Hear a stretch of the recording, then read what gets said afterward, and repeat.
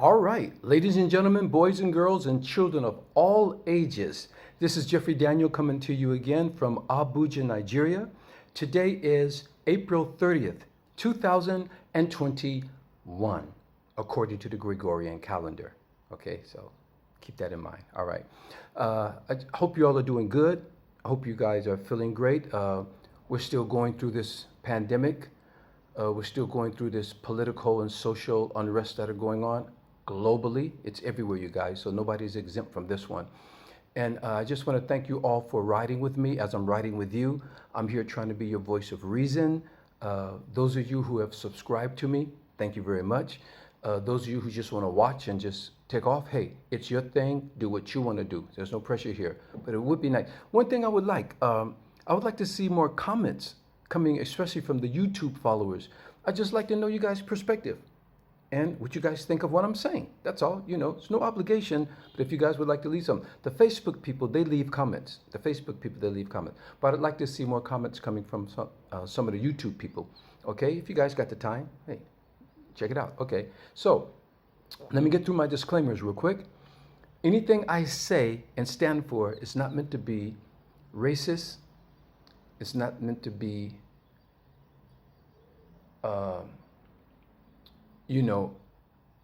prejudice or hateful against any group of people, any individual, or any race of people, So I'm not into that, I don't do that. And I don't like to bang on people. I don't bang on people. I bang on issues. I may bang on systems, but I don't bang on people. I don't like to do that stuff. That's not me. That's not what I'm here for, So anyway, before I go in on the main topics, I have to acknowledge a very historical event that just took place yesterday in Washington, D.C. Now, it's not that I'm so much into the political illusions, but we have to recognize the positive as well as the negative. For the first time in American history, an American president addressed a joint Congress flanked by two females, the Vice President Kamala Harris and the Speaker of the House, Nancy Pelosi. That's a great accomplishment for women in the Western world. And it looked good too. So I just want to give a congratulations to a big up for the ladies. Back in Africa, in ancient Africa, I have to go back because that's my heritage, that's my history, that's my culture. The women always stood with the men, right next to the pharaoh, right next to the kings. Women led armies, women led revolts. Women were like, we venerated the women in our culture. So for this to now start happening and catching up in the Western culture, you see, all right? So, but it's a good thing. It's a good thing. Big up for all the women around the world, okay? Yay, all right. So with all the global crisis going on, with the COVID cases and vaccinations, and on top of that, so many police murder incidents and trials in progress, economy suffering financially and political unrest all over the world, all of these distractions has our attention captivated. But how much attention are you giving to you? Through all of these concerning distractions, how are you doing? How is your mental state of mind coping with all of this? And when these things finally pass, and trust me, they will, what shape will you be in? Do you try and return to the same life you had before the pandemic hit? Or do you try to be better and elevate your life onto another plane of consciousness? And this is what I want to talk about today, you guys. The title of this is, Are We Dehumanized? That's the title of this post. Are we dehumanized? The reason I'm examining this subject is to make us all stop for just a moment and look at all these things that we feel are so important to our lives. How we're putting so much energy into working, earning money, chasing money, shopping, spending, just collecting things. All this wasted energy on racism, wars, killing, greed, meism, I-ism. But what is our real purpose as humans and mankind on this planet and in this universe? Now, in the middle of this enormous universe that is too expansive to measure, residing in our own Milky Way galaxy that takes approximately 100,000 years to travel across, traveling at the speed of light. Do you guys understand what I just said? The Milky Way galaxy that we live in, which there are billions of galaxies in the universe, but our one Milky Way galaxy is so big that if you were to travel from one side of it to the other, it would take 100,000 years traveling at the speed of light. That's gymongous, for lack of a better word, okay? So just to give you guys, a scale of what we're talking about. So we're living on the only habitable planet in our solar system that produces an overabundance of various life forms and vegetation, covered mostly by oceans, then capped off with highly elevated mountains. And with all this majestic existence going on, we, the most intelligent life form so far known in our galaxy, have regulated humans into a statistic. Now, I'm sure if another intelligent alien life form exists out there and can see what we have done to each other and to our home planet, trust me, they wouldn't even want any part of this madness. They wouldn't even stop on Earth to use the bathroom. Let it be historically recorded that mankind on Earth have allowed selfish greed, racism, and hate to destroy one of the most, if not the most, beautiful and amazing creations and existence in the entire universe. So far, we don't know much else that's out there, but we do know that we are here. And we are grossly indulging in the complete annihilation of life, the environment, and the entire planet. And what's the right answer to all this senseless destruction? Let's see if we can go up on Mars and do the same damn thing. That's crazy. They're just decimating the most beautiful planet that we know of, that produces life. And the best they can think of is, hey, let's go see if we can do this on Mars. Can you imagine that people who didn't even create the universe, they didn't create a galaxy, they didn't create the solar system, not even our own planet, have decided to destroy it, all just so that they can live a life of opulence at the expense of billions of other humans living in adverse poverty and dying of horrible diseases. Our humanity has been stripped away from us. And we're all just turning a blind eye because we get to live in a certain level of luxury and possess certain material and technological items. Whatever we were actually created to do has been sidetracked and stolen from us. And now we're all relegated to being global consumers. And not for the things that are essential for fulfilling our purpose for being alive, but explicitly to enrich the less than 1% of mankind. Now, everyone is striving for that Forbes list of billionaire status. But the more individual has, the less the masses have. And I'm not alluding to people shouldn't be rich or people shouldn't be wealthy, but it's just how much is enough? How much is so much? Then the have-nots, how less is less? How poor is poor? Not even being able to have potable drinking water. Forget about electricity and cars and being able to fly in planes, but just being able to eat, being able to just have a basic, decent life. You guys take a lot for granted because we grew up in the civilization that's controlled by the Western world, and for them to thrive, other societies have to suffer. Anyway, I want to talk about influences. 99.9% of our lives are the result of influences. Influences that have nothing to do with our real purpose for our personal mission in life. So let's look up the definition of influence. And I like to do this, you guys, because I like to keep everybody on point, okay? Influence is the capacity to have an effect on the character, development, or behavior of someone or something. Let's take that back. What is an influence? The capacity to have an effect on the character, development, or behavior of someone or something.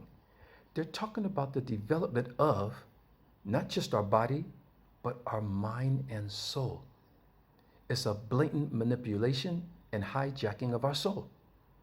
The greatest influences are, and I want you guys to ride with me on this, In no specific order, the greatest influences are, number one, schools.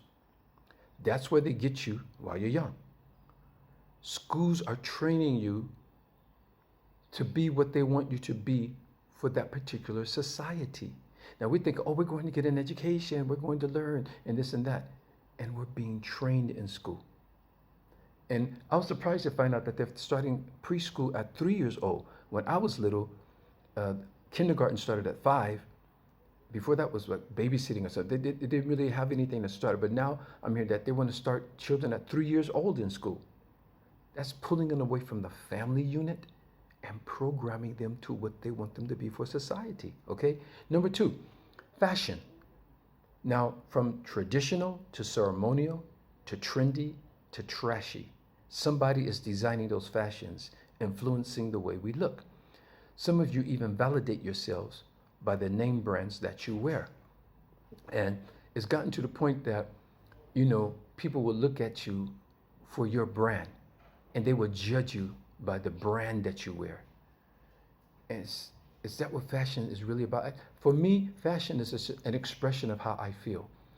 If something I buy happens to be made by a brand name designer, it's just because I like that look. I didn't buy it for the name. And most of the stuff that I wear, especially on stage, it doesn't have it's not a Versace or Louis Vuitton or, the so-and-so and the so-and-so. Although I do have a couple of designer friends who passed away last year, Yamamoto Kansai. I still have Michiko Koshino. There are a couple of people that I know personally that I just particularly like their fashion so much, and that's why we became friends in the first place. But I just don't go after the names. I'm not a name brand groupie. It just doesn't work for me. Anyway, and if it works for you, I'm not trying to knock you guys for doing it. I'm just trying to say, don't make it your world. Don't make it your life, okay? All right. Don't let a fashion name validate you. Let you validate you, okay? All right. Number 3, influencers. I'll talk about the greatest influencer, the radio. Anything you listen to repeatedly definitely has a great influence over how you view everything around you. So the things you hear on the radio, it could be even the disc jockeys, the radio show announcers, their point of view, what they're saying, not even just the songs that they play. And remember, radios, I would say most of the radios, because there may be some more, a few independent stations that are not like that. I wouldn't know. But I can say the majority of the radio stations, they are programmed. They have program directors. They are being programmed what to play. So if they're being programmed what to play on air, then you're being programmed what you're going to hear, because you're only going to hear what they allow you to hear. You see? And this is how we're being influenced. All right, let's get to number 4. The TV. TV programs are programming you. That's why they call them TV programs. They are programming you. TV commercials, influencing us what to use, what to eat, what to drive, what to wear, how to smell, what to bathe with, and what to buy. Even if we don't need it, they're just pushing it at us and pushing it at us.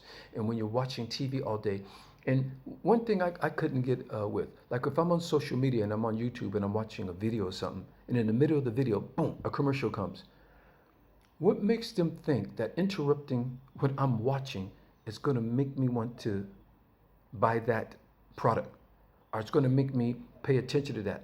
You're interrupting something. If anything, you're pissing me off. So I don't understand that strategy, but you see how they're pushing things at us nonstop, So they hope. I don't drink sodas anymore. I don't drink soft drinks anymore. And when I did, I would only drink a Coke at the cinema to go with my popcorn, right? But I don't even do that no more. So I don't care how many Coke commercials come up. I'm not going to walk up to the bar and buy a Coke because I just don't drink Coke. If I don't drink this particular drink, I don't care how many commercials I see, I'm just not going to do it. Does that mean that I just have a strong will or something? I don't know. But in their minds, if we keep pushing this, those people are going to give in to our products.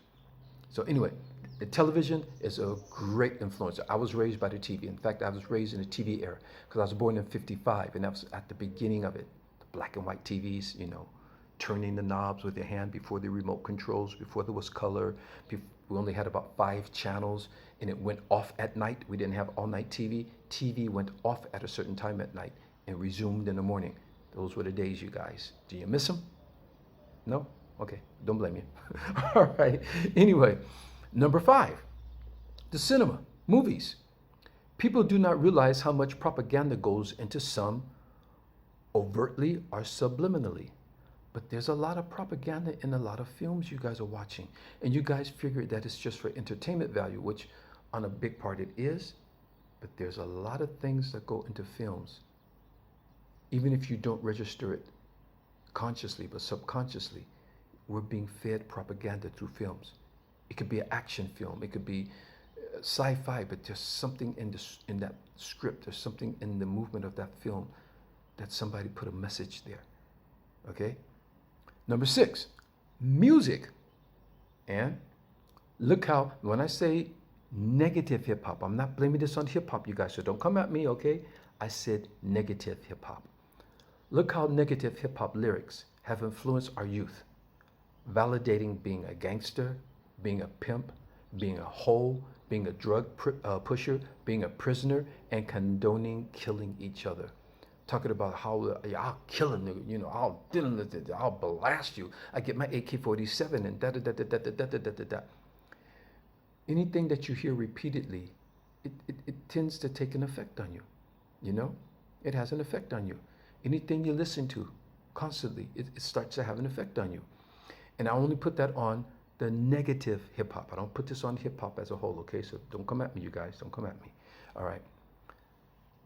And you know what? They even got our people showing up to award ceremonies half naked on the red carpet.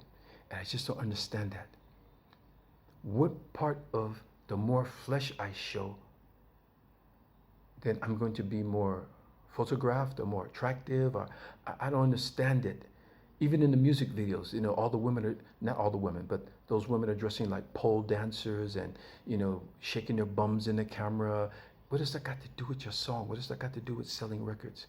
And what do female artists advantage this showing their bums? What part of being an artist is that? I don't know. I'd rather listen to your music and your talent and see a good performance.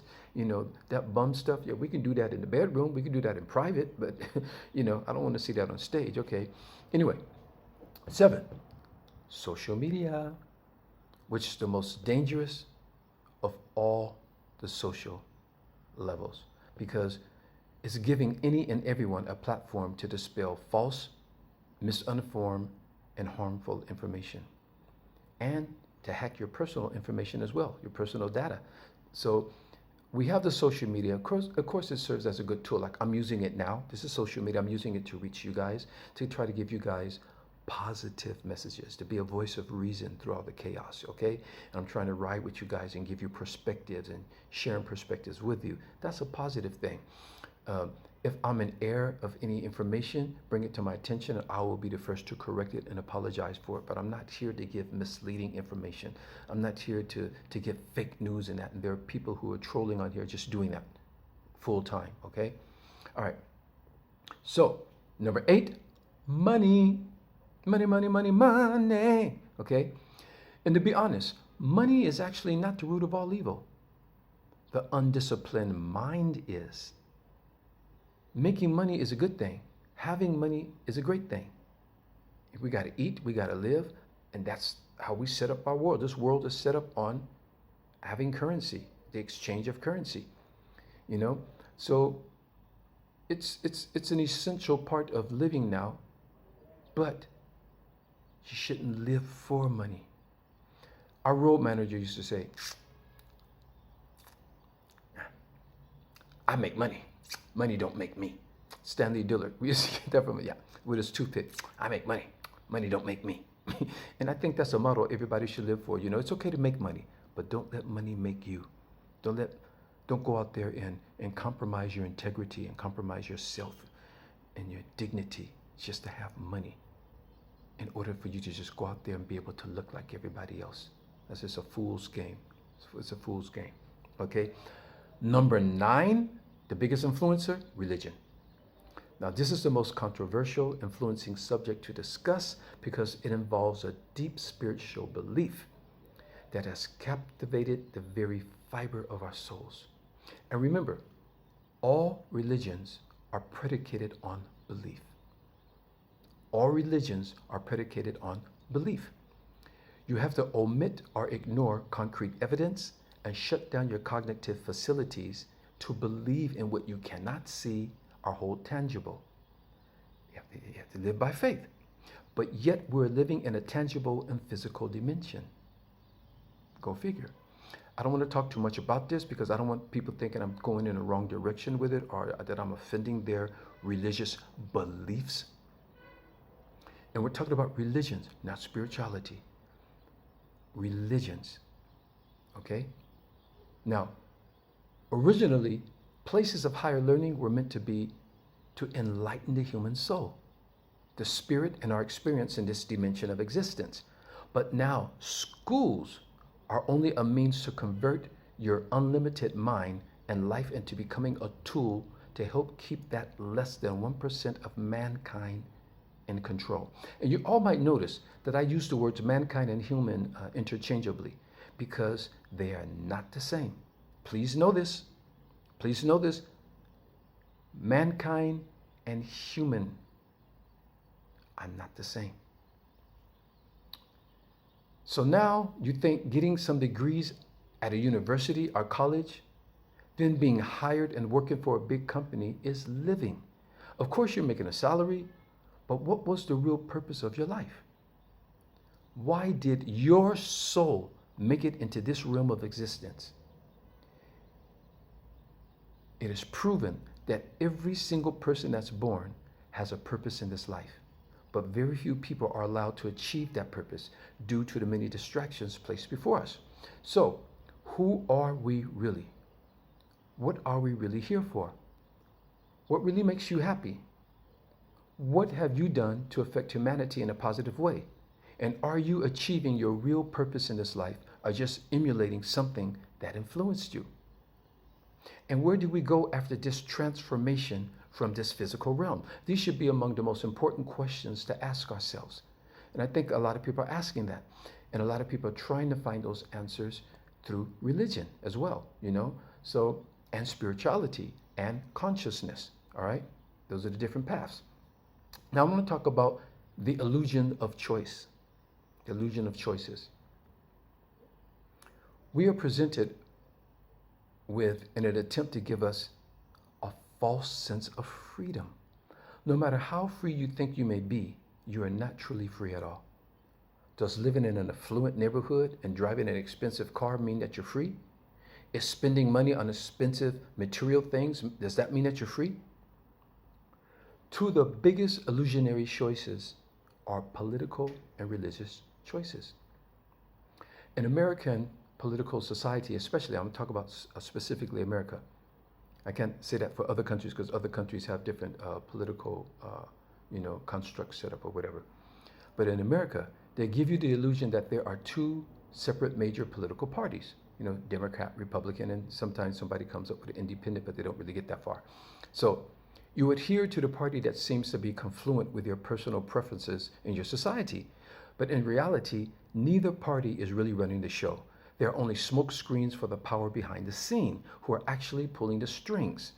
Yeah, they may make some concessions here, pass a law there, but they cannot do anything too abstract to rock the boat. They will be replaced, or a major war will break out.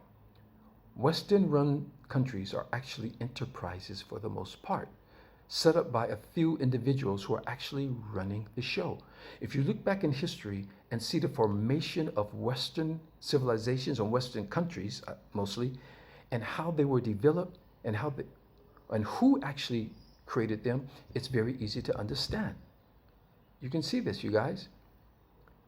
And of course, religions are another illusion of choices. Please keep in mind that religions that have been around just a couple of thousand years, it's not the same as spirituality that created the universe. Religions are totally man-made. And how do we know this to be evident? Men handed down religion. Thus, each religion has a human middleman in the form of a prophet or in the form of a savior, and giving you this book, okay? There was no middleman in creating the universe. It's just creation itself. I don't know if you guys can understand, if you guys can hear that, Religions. I'm not blaming this on the creator. I'm not blaming it on what you will call God. I'm talking about what mankind is doing. Mankind created these religions. We know when these religions started. They've only been around for almost a couple of thousand years. What about the hundreds and hundreds of thousand years before those religions came? The Abrahamic religions, Judaism, Christianity, Islam. Before those came, what do we have? But yet the Creator created man and didn't instruct man with anything. Just let man just fumble until finally those religions got here. It's something to make you go, and I'm not trying to knock at you guys. I got to tread on eggshells when I talk about religion. But, it is what it is, you guys. All right. It is what it is. All right. So, I am not, in any words, trying to denote the Creator. Okay? And let me make myself perfectly clear. When I'm talking about religion, I am not denouncing the Creator at all or trying to negate its existence. I'm just not subscribing to their version of what and who our Creator is. We already knew too well, thousands of years before these people came along and plagiarized our spiritual system and anthropomorphized the Creator with human attributes. He's looking down on us. The hand of God. Only God will save us. You guys, these are human attributes that they've given to the Creator. They anthropomorphized it, all right? All of this serves to do is to stop us from activating the Creator's consciousness within ourselves. It's not up there. It's not out there. It's in here. It's within. And they don't want us to know that. So they're giving us these exterior entities to put our energy to. I'm not saying there's no Creator. Don't get me wrong. I'm not saying I don't believe in the Creator. I don't say I don't venerate the Creator. I just don't subscribe to their version of them telling us what the Creator is. And they can't tell us because we were here first. And now they're coming back and trying to repackage our spirituality to us, and it worked. We fell for it for a long time, but we're starting to wake up. And the sad thing about it is, after so many centuries of being inculcated into their indoctrinations and handing it down through generations, it's very difficult for our people to let go of the fallacies and accept the real truth. But many people are starting to wake up and see the light, you guys, and that's encouraging. It's very encouraging. Now, as consumers, we're faced with a plethora of illusions to influence us to spend our hard-earned money, mostly for things we don't even really need, but gives us a sense of inclusion because we own one too. The latest mobile devices, the name brand watch, European name fashion brands, expensive cars, and so on. Let me tell you guys some of the dumbest BS I saw in TV commercials that insults my intelligence, just knowing that they actually use these methods trying to influence me. Number one, there's a wristwatch commercial that's telling us this watch can survive 6,000 feet under the sea level. Do I look like Jacques Cousteau to you? I do not have any immediate or distant plans on going that deep under anybody's ocean. Do you? Unless we're on a holiday cruise ship and it sinks down to the bottom, then I can tell the time once I get that deep before I die. But in fact, if I'm in a sinking ship and I'm going down that deep, the last thing I'm going to be thinking about is what time is it. I'm going to be trying to get out of that ship or panicking or something. The last thing I'm thinking about is, oh, you know what? My watch is still working, 16,000 feet below sea level. This is how they're insulting our intelligence. Let me get through this, you guys. Then I saw a car commercial that had the car driving up the side of a building and flipping around and playing soccer with its tires. So you mean to tell me, if I buy this car, I can drive up the side of a skyscraper and do all these tricks too? BS. So why make the car do it in the commercial? Have you ever wondered why they legally sell cars that have a 250 miles per hour speed capacity, but it is illegal to drive faster than 65 or 75 miles per hour? Is this a consumer entrapment or something? Why would they make cars that can drive over 200 miles per hour when if you go faster than 75 miles per hour or 80, the police will pull you over and give you a ticket? So what is the purpose? What is the point? Just that, oh, I got this car, man. Yeah, I got a Ferrari. I got a Lamborghini. Yeah, or I got this. It does this many miles per hour. It can go from 0 to 60, in a second. And go from 0 to 60 in a second and let the police come and pull you over for doing that. So what is this? Like I said, it's just consumer entrapment. Do they have a deal with the law enforcement? Like, let's sell these cars, man, because, human nature, it's going to allow them to break the laws. It's just a matter of time that you guys, I don't know what the deal is with that, you guys. Then remember those cigarette billboards that they used to have everywhere? I think they've toned them down now because, they finally admitted that smoking cigarettes is hazardous to your health. But before then, they had all these tobacco billboards just all over our neighborhood that showed like these beautiful snow-covered mountain sceneries with clear spring water running through a spring and everything. And then the big captions read, "Come up to the taste of cool.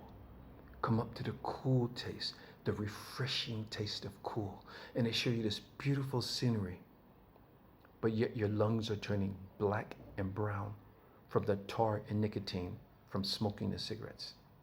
Nothing to do with the beautiful scenery on the billboards. This is how dumb they think we are, or some of us has become. This is advertisement, you guys. The problem is not socialism or capitalism. Those are illusions too, you guys, so get over yourselves. The problem is greed and selfishness. Corporations have learned that they can overproduce goods and flood the markets with their products and turn the human population into overconsumption shoppers. They understand the effects of subliminal signals and messages in advertisement that influence people to go out and buy things that they don't even need. They pay psychologists and market analysis to study your shopping behaviors to predict how they can maximize their profits. Okay? Let me get through that again. They pay psychologists and market analysis to study your shopping behaviors and to predict how they can maximize their profits. Even now on social media and that, they've got algorithms and all these things that are like monitoring how you use the internet and how you respond to certain advertisement. And so now they're feeding you things. They're tailor-making advertisement according to your online user habits. This is what's going on, you guys. It's being done mechanically now. So all I'm getting to is how we are being dehumanized for the sake of this less than 1% of people who are controlling our societies. This is what this is all about, you guys, all right? All right. So it's not about socialism or capitalism. It's about greed. It's about selfishness. Now, rather this product harms or even kills us, it's inconsequential to them.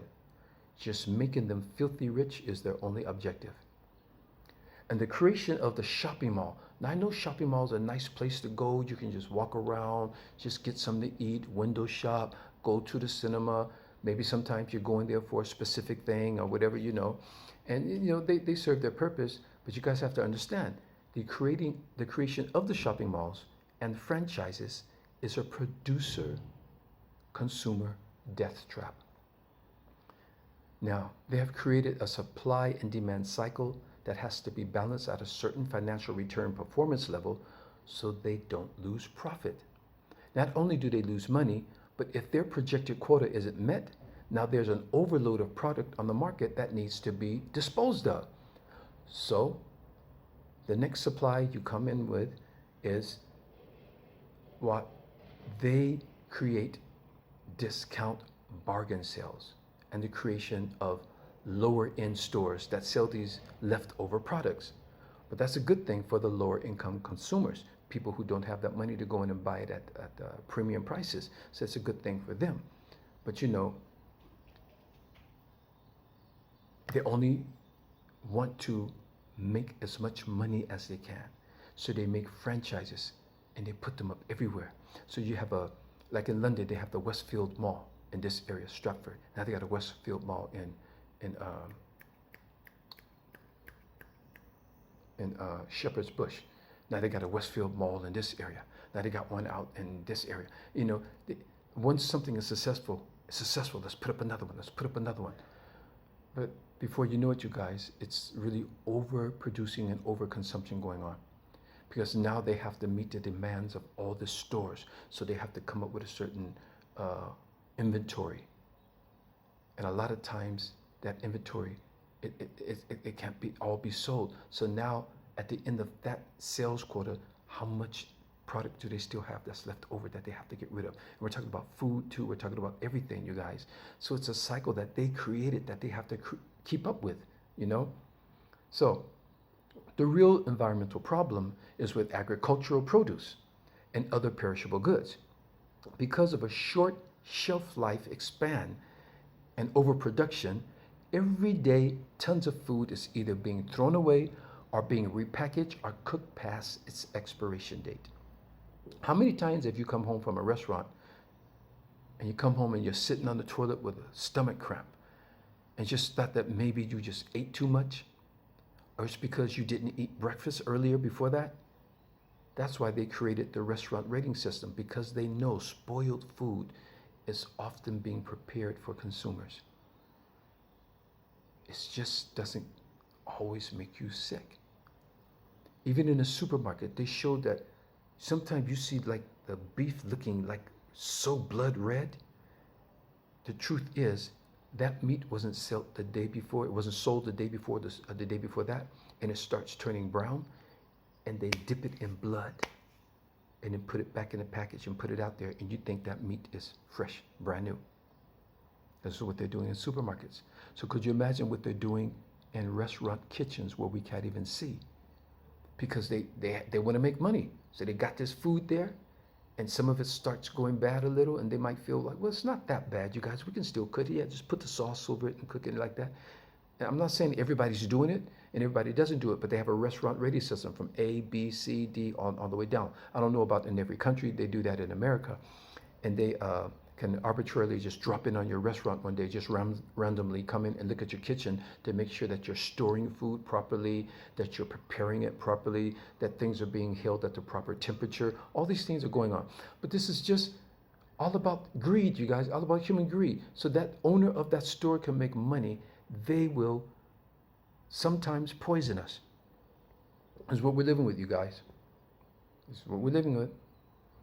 So, also, daily waste disposal are causing environmental challenges, especially non-biodegradable waste like batteries, plastic, mobile phones, and other electrical appliances.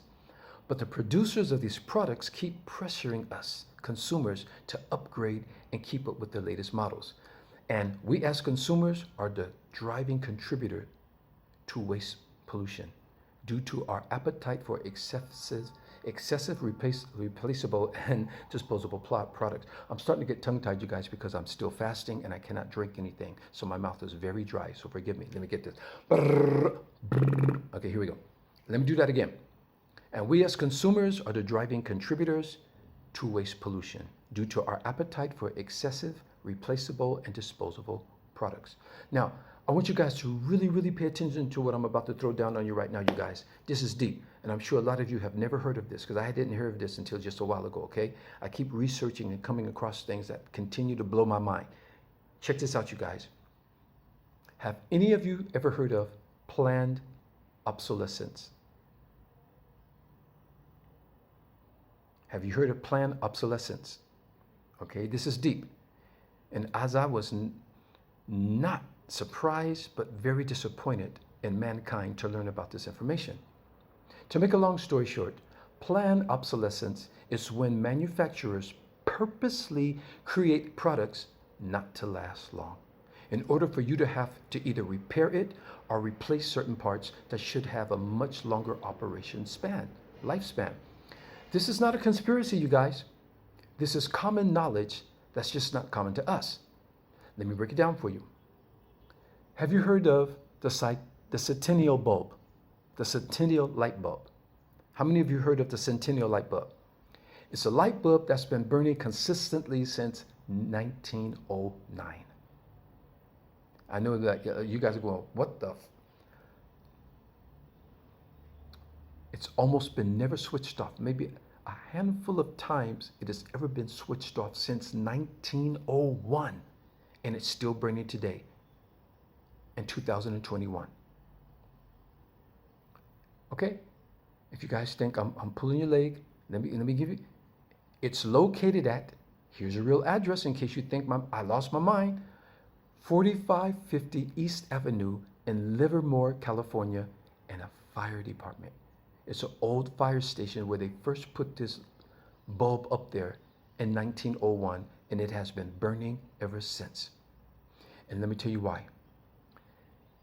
They knew a light bulb could burn for years, but it wasn't profitable for the manufacturers. So, in January 15th in 1925, they had this corporation called the Phobos Cartel. They got the biggest manufacturers of light bulbs in America, Europe, and Asia, and decided to give them a universally agreed upon shorter lifespan, so customers have to replace the light bulbs more regularly so that they can make more money. Can you believe that light bulbs were meant to originally last for years and years and years? And when they first started selling them in 1901, they sold them to everybody, and everybody had a light bulb. So they weren't making more money. So by 1925, they got together and formed the Phobos Cartel. It's located in Geneva, Switzerland. They got together with America, Europe, and Asia, and they agreed. Hey, you guys, this is how long light's supposed to burn.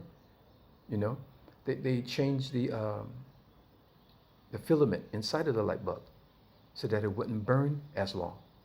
Isn't that deep?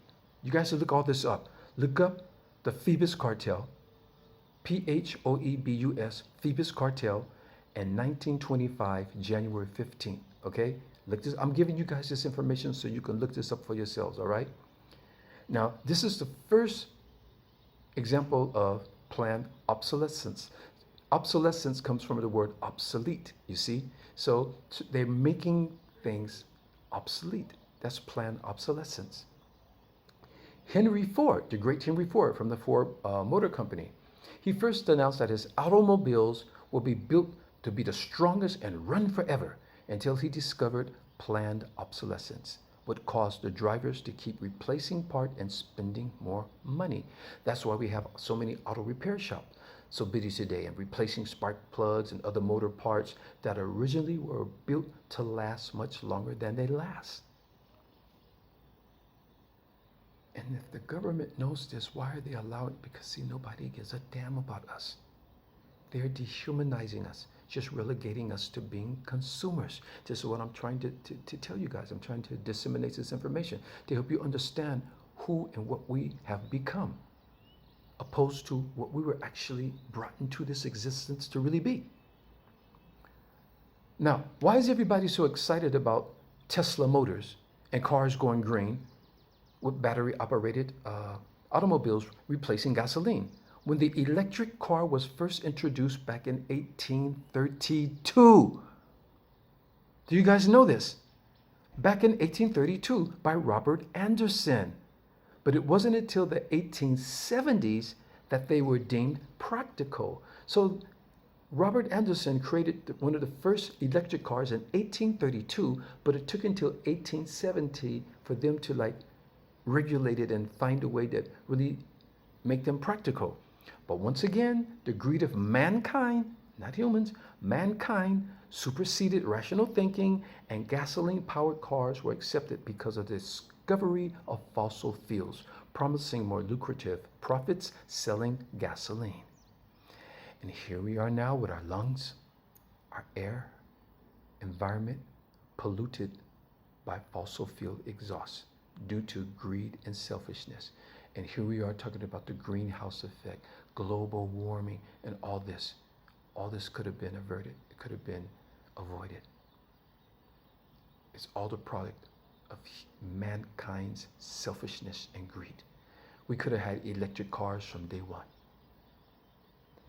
After all these years, Now they're promising, oh, we're going to be totally electric by the year, 2050 something. Oh, okay, our society is going to be totally electric by the year, and they're making all these pledges and promises when it was there from the start. Why was I born on this planet? I'm sure there could have been some other civilizations that just don't screw over their own species for a profit. There's got to be. I don't know. I don't know, you guys. Anyway, people often misconstrue having an education makes them intelligent. Intelligent doesn't require scholarship. Educated people with degrees and scholarly accolades achieved that primarily by remembering what they were being taught. All they had to do was to diligently read what they were given, remember what they read, and writing down the correct answers that are memorized on the test papers, because that's what that actually is. Now, I'm not trying to negate the accomplishments of those who have earned a good education, but at the end of the day, it's how you make your education applicable in the world, and that's what counts. Don't confuse education with being intelligent. Intelligence is an innate quality. We all have it, but not all utilize it to their best advantage. They said that, I once read that a 14-year-old kid living in the jungles in Fiji Island is more intelligent than the CEO of a major company in New York. Because if you put that CEO in that same jungle without any help, like they had that TV show, the Celebrity Jungle, Get Me Out, put him in the jungle and see how he survives. What are the basic things of living? Eating, health, clothing, shelter. Those are your basics. Everything else that comes around that, these are just things that we're adding on. Luxuries.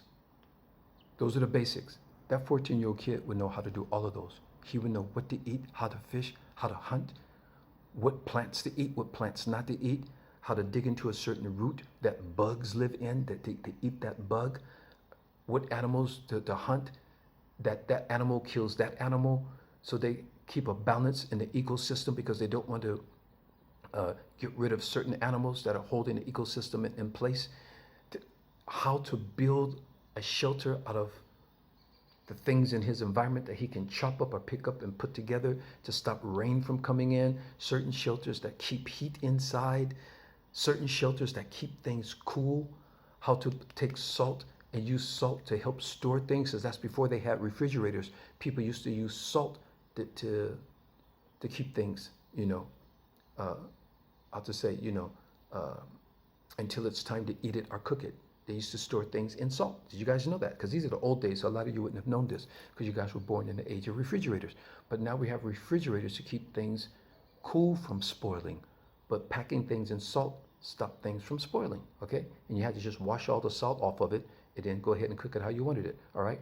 So I have stated before in my earlier posts that the only way to save our planet and humanity is to return this planet back into the hands of the original people of the earth. You see, we as a species have to repair our disconnect with nature and humanity. We will succeed in destroying everything. And the sad part about it is, we didn't even create any of this. It was here when we got here. It was here when we got here. Did we create the oceans? No. Did we create rivers? No. Did we create mountains? No. Did we create plants? Now we can, like I said before, we can genetically, alter plants. We can splice things together and create things with what we have, but we did not create them. Now they're going into the labs trying to see how they can create artificial life and artificial this and this and that. But all this was here when we got here, you guys. All this was here when we got here. All right? So, I know at first it might sound racist or extreme, but when you put aside popular sentiments and look back at real history, it's very easy to see how impeccable we maintain the planet, nature, wildlife, and human life without destroying our environment. And the best part about it, here's the best part about it all, you guys. We weren't coming to colonize or enslave the rest of the world. The world came on a mission to us and to destroy. They came to us on a mission to destroy. We didn't come to we did go out and we did populate other places. We did come in contact with other, but we didn't go on a mission to rule, conquer, and destroy. That's not our MO. That's not our MO. If the roots of a tree die, what happens to that tree? So you see, with our cultural roots cut off, we're not fulfilling the real purpose of our own genetic codes. And what I mean by our own genetic code is like an apple tree has a genetic code to be an apple tree. You know, a cabbage plant has a genetic code to produce cabbage. Everything has a genetic code. Humans, we have a genetic code. Was our genetic code to sit in the office from 9 to 5 every day and to get in the rush hour and go there and come back home? Is that your genetic code? No, these are things that humans created. What were we really here to do? A lot of us will never find it. A lot of us died in wars before we came. I think there must have been some people in wars who died who may have had a cure for cancer, or may have had a cure for heart disease, or all of these things, you guys. But people die in different situations. Could have been an accident or something, you know. But there are a lot of people who never reached their true potential. But we're just following the influences that are being imposed upon us. Okay? So, racism hasn't always been here. Western industrialization hasn't always been here. And as I said before, Western industrialization is toxic to nature. I'm not saying Western people. I'm saying Western industrialization, okay? All right, you know, ever since the Western industrial revolution started, that was the beginning of the decimation and polluting our planet. That's when it all started, you guys. And that's crazy because it started in the 1800s. Let's say the late 17, to the 17 to the 1800s. That's when it all started, you know? And the crazy thing about it, from that time to now, look what's happened. Look what's happened. But all the hundreds of years, if not millions, because it took millions of years for the earth to, you know, evolve into the way it is. And then all the animal life and plant life and so on and so forth. And just in a few hundred years, we're destroying all that? Wow. That's deep. That's really deep, you guys. So anyway, these things will pass in time. Now the only question is, how long will human life and mankind be here? So now we're facing a great modern day global pandemic crisis. And the greater part of this crisis is actually our reaction to it. Our reaction to this crisis is actually worse than the actual virus itself.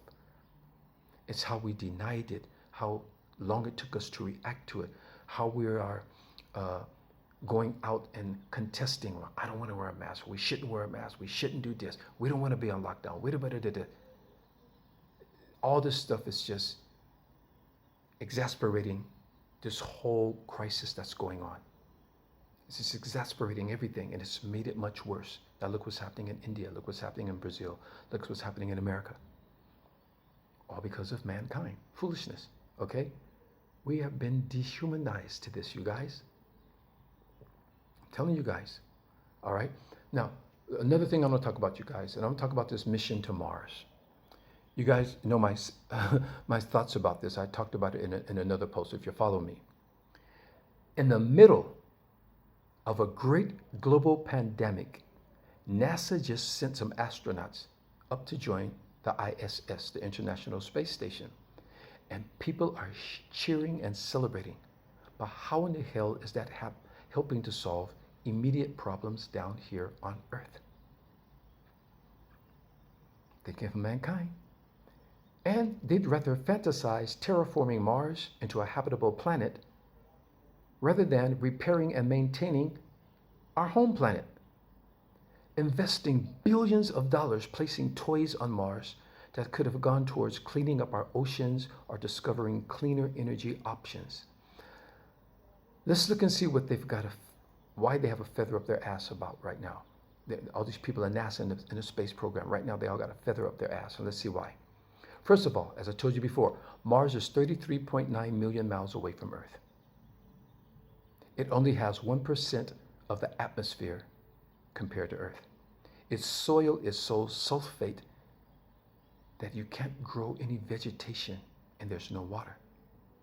But they landed a probe to take photos and are congratulating themselves for launching the first toy helicopter flight on the red planet. But the reality is there's not enough atmosphere for the type of up and down draft to properly fly it. So it only flew 15 feet for 51.9 seconds. But wait, it gets better. The second flight attempt achieved a flight for 330 feet for 80 seconds. Wow. Break out the champagne, why don't you? It took 7 months to travel to Mars just to watch a toy helicopter fly for 80 seconds? And they're congratulating themselves? While India is now experiencing the worst cases and death toll from coronavirus, as well as other countries. And to add insult to injury, they named the toy helicopter Ingenuity. Whew. You guys, I could not write this script. I'm telling you, here we are. Where are our priorities, people? Where are our priorities? You guys, please believe me, I'm much more articulate than this, but I just have a very dry mouth because I can't drink water right now. I'm fasting, so sorry about that. But anyway, where are our priorities? We got to get back to the world, back to nature, back to Earth, back to being human again. Our humanity has been stripped away in order for a few to live in opulence while billions of beautiful, deserving souls suffer in poverty. So I asked the question, have we been dehumanized? Have we grown numb to the sufferings around the world? They just show, oh, there's starvation in this country, or these people are displaced, these people are homeless. Even when a natural disaster comes along or war comes along and people are being displaced, and we just watch it on TV. Maybe some people give to a charity and donate this and that. All these man-made, our natural calamities could be resolved very easily. They talk about how many people are being bombed in Syria. They're talking about what's happening in Myanmar. CNN is reporting how the army that did the coup takeover are killing civilians in the streets, and they're just reporting it. If there was oil over there, if there was a reason, that thing would have been over a long time ago. You see how quick they sent the military over to Iraq? Oil. You see how quick they will send the military over into the Gulf of Iran in the Middle East? Oil. If they have a invested interest, they can stop that stuff like that if they wanted to. And they call us superpowers? What about Superman? Doesn't Superman go around to save people? Isn't that why they call him Superman? You know, because he's going around saving. He's not just sitting there like, you know, flexing his chest muscles and just like, hey, I'm Superman. I'm the strongest man in the world. You know, he's not just doing that. He's Superman because he can save people. So why are we called a superpower if we can't save people? You know what? I'm getting long-winded with this, you guys. I will let you all return to your regular scheduled programs. Thank you, God, for riding with me.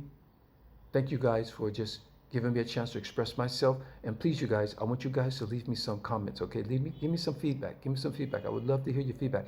I'm not asking you guys to agree with me. If you guys don't agree with me, go ahead, give me that feedback. It's not about agreeing with me. It's about the information. It's not about me. It's about the information. I'm just a vessel. I'm just passing the information over, okay? So I would love for you guys to give me your feedback. You guys, please take care of yourselves. As I always say, make love great again, because we will all be great, and we got to get back to the world, you know? So at the end of the day, are we dehumanized? I want us all to ask that question to ourselves. Have we been stripped of our humanity for our real purpose for being in this universe, for our real purpose for being on this planet, for our real purpose for being, because this isn't it all, you guys. It's much more than this.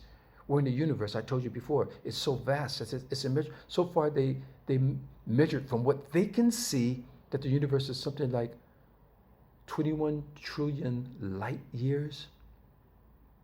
But the trick about it is the universe is constantly expanding, so they can never get to the edges and the end of it. In fact, there's galaxies that are in our view that we will never get to because everything is expanding. It's expanding. How can you measure something that's continuing to expand? Okay, there you have it. So I just want us to think for ourselves, you guys. There's a lot going on in the news. I didn't want to report the news. I just wanted to give us a totally different perspective to all the perspective from all the things that are going on in the news. Okay, I just want to give us a little break right now, and to give us a time to just think about, more importantly, not just what's going on, but who are we, and how do we fit into this, and what we can do to better ourselves, to better humanity, and to better mankind. There's a distinct difference between humanity, being human, and mankind. I'll tell you guys about that one day, all right?